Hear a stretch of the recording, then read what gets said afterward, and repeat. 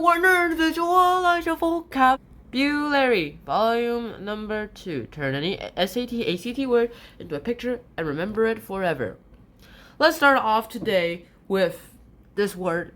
First off, it's called extenuating. Let's change the color off real quick to blue. Extenuating. Now, extenuating just basically means is an adjective, and just basically means go ahead and you're diminishing something. When you're extenuating something, that just basically means something's diminished. Now, here we go. So you're trying to extend your weight, but then you accidentally extenuated it because people went ahead and started just leaving. All right, our next word is quell. Quell is a verb, and it just basically means to go ahead and crush something. And since you're crushing that something, it just basically means you're stopping something. Like when you're quelling, like a crying baby, that just basically means you make the baby stop crying. And when you're quelling your own very strong emotions, that just basically means you stop the emotion and you become calm again. Usually. And here you remember this with the word quail. Quail as in the bird. Now, when this old lady goes ahead and figures out that she needs to quell her emotions, always petting her pet quail will always help her feel better. By the way, quell is a verb. Our next word is diligent. Now, diligent just basically means persistent. Now, when you're diligent, that just basically means you're persistent towards that something. And here, the adjective, of course, it's an adjective, and you're persistent towards something. When you're diligent in drinking water, that just means you are diligent in drinking water. Or if you're diligent on creating your stuff, then you're diligent in creating that kind of stuff. All right. And you remember this with Dill against. Oh god, water on the pen. Dill against. Now Dill here just went ahead and decided to just go against it. He decided to go against everything Dill worked for. Alright, our next word is submissive. Now when someone's submissive, okay, that didn't work out as planned. Now when someone's submissive, that just basically means that person is really easy to take control of, to be very docile, to be really easy to take control of. Now this, you remember it was submarine, sub-missile. And here we go. Don't shoot. I'll do whatever you want. And with that, we get this submarine who's very submissive. Because, someone's going to shoot him up into smithereens. Our next word is demagogue. Demagogue is like a politician, someone who just takes advantage of people and, sing Adolf Hitler. Hello, people. In fact, I have a suspicion that one of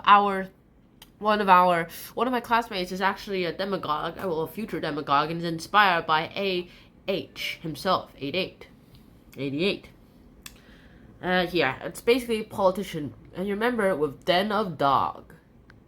Den of Dog.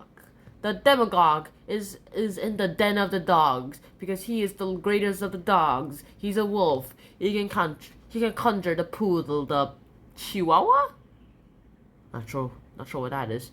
All right, our next word is provocative. Provocative. It just basically means to be disrespecting of someone, to be inciting someone's inner instincts towards doing something towards them. Like provocative here is an adjective, and just basically means to go ahead and you're inciting someone to do something. Now there's this pro vanilla guy, and he hates the pro chocolate people, so he goes and barges into them one day and then says, down with brown, the hell with chocolate, viva la vanilla, which just went ahead and incites them to go ahead, force him down and choke some chocolate into him.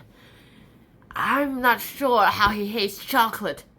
Alright, our next word is officious. Officious just is an adjective, and this just basically means to go ahead and to be very pushy. Now you remember those officials. Now you're very officious to the officials, and you decide to try and push them over the edge so that they let you win, even though you're in a very big back pain. However, in fact fails.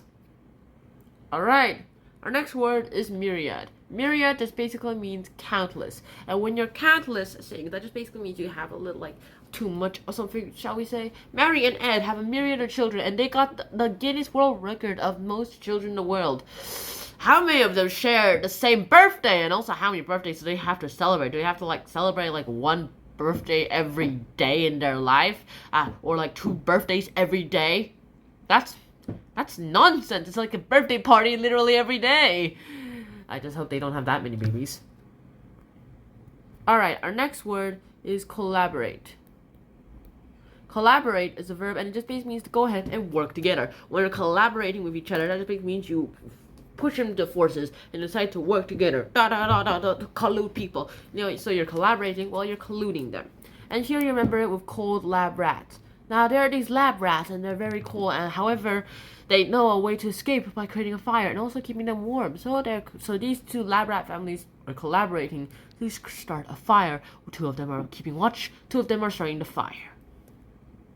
Okay, our last word is garner. Garner is a verb and just basically means to go ahead and amass something. When you're garnering something, that just basically means you're amassing something. Like you're garnering your best collection of football players, or you're garnering every alien in the Omnitrix, that kind of thing. I always have to go ahead and do those references, don't I? Well, here we go. Gardner here, just peanuts. Carter, President Carter, has actually garnered so many peanuts in his life that I'm surprised his tooth isn't made of peanuts. And that's it for today. So, I hope you guys did enjoy this episode. Hope to see you guys soon. And until next time, 9 out, peace, bye-bye. Wear a helmet.